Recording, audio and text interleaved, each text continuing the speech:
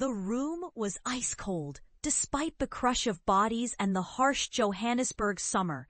Under the stage lights, every bead of sweat prickled my scalp and trickled down my spine. I breathed the sharp metallic scent of AV equipment and the faint musk of aftershave and stress.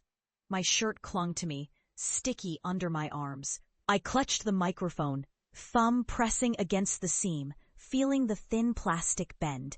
Expectation coiled in the air as I faced the rows of business people, city officials, a few board students, and on the right, my uncle Sizwe, here as my family's representative, though he'd say he was just passing through. A timer on the back wall glowed red. 3 o'clock.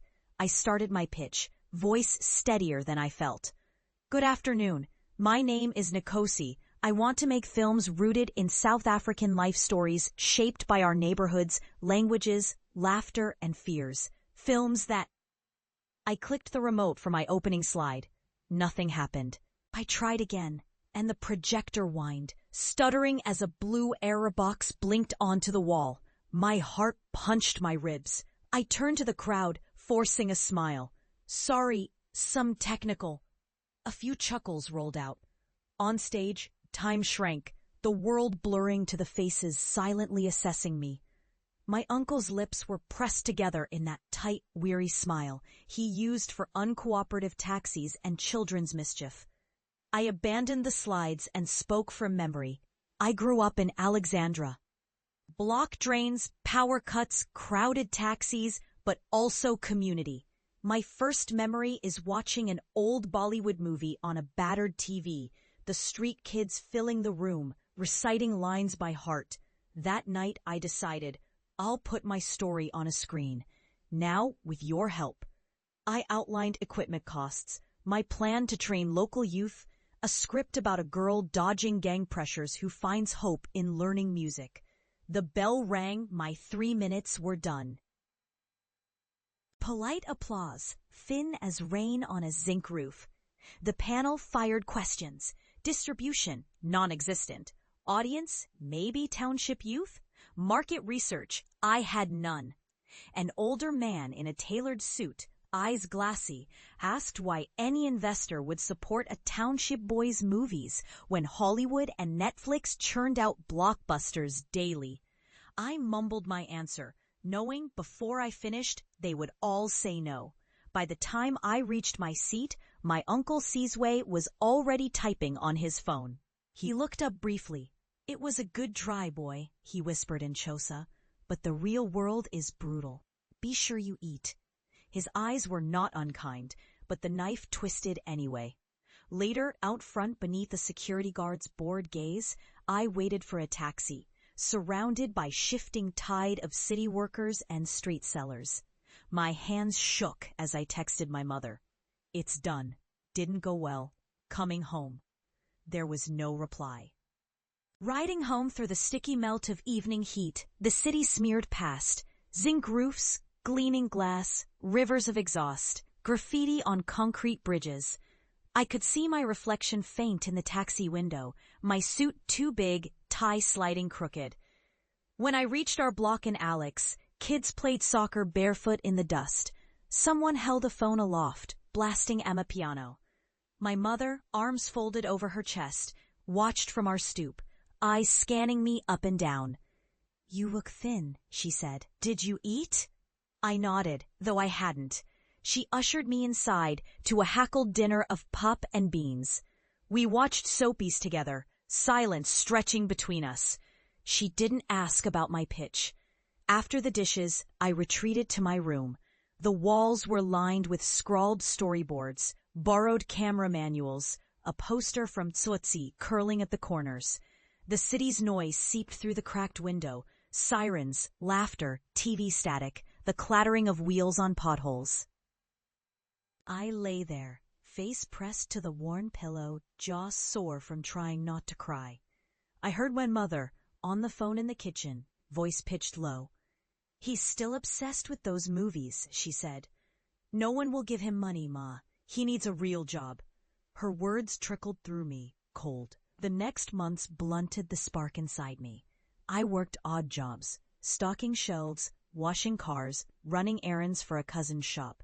Each night, I still scribbled story ideas in a battered notebook. I shot test scenes on my mother's old smartphone, the image grainy and the sound thin, but the faces, the hope, anger, worry, felt true. A few friends, curious at first, called me mad for spending weekends running around with teenagers, acting out scenes about love and fear when a few R100 could buy cigarettes and beer. When my cousin Sibusiso saw me coaching a group through a stilted robbery scene by the Spaza shop, he laughed and shook his head. "Look, Hollywood," he called, and the other men at the shop grinned. "Don't forget about us when you're famous." His words, all sharp corners. At family gatherings, talk always turned to who was doing well and who was struggling. The aunts pursed their lips, casting glances my way. Uncle Siswe would push his chair back and mutter, "Aish, Nkosi's still following his dreams." I told him a job with the municipality would feed him forever. Some nights I lay in bed, bitterness pooling in my throat, thinking of those words, feed him forever. Hadn't hunger always pressed at our door? Who did I think I was, dreaming of more? Yet the stubborn thing in me, knotted, pulsing, would not let me go. I saved for 2 years, every spare rand tucked away, bought a used Canon from a man I met online, bartered for an old tripod, fixed broken lights with tape and bits of wire. My crew was whoever would listen, a schoolboy named Mandla who liked action movies, his little sister Zinle, sharp and brave, and Thabo, who made beats on a clapped-out laptop and laughed at my stories until I put him in a scene and saw him change before the lens. We filmed on weekends, dodging taxi queues and suspicious neighbors. I wrote scripts each night, sometimes by candlelight when the power slipped away. I learned to steal shots fast. No time for perfect takes. Only moments that felt real. The first short film, 10 minutes, was rough, handheld, the sound scratchy. But it thudded with the pulse of real life. A teenage girl's brother caught by the police, her struggle to keep her mother together. I posted it online, tagged local film groups, sent it out to anyone I knew. The views were slow. Then, somehow, it caught, shared in a WhatsApp group for youth workers, then picked up by a small blog. One night, as I hovered over my battered laptop, my phone pinged.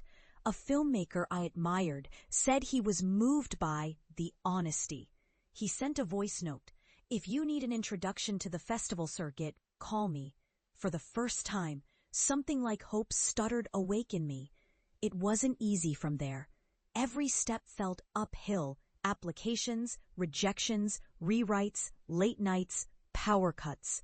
I watched friends give up, anger thickening as prospects dried up. Some drifted away.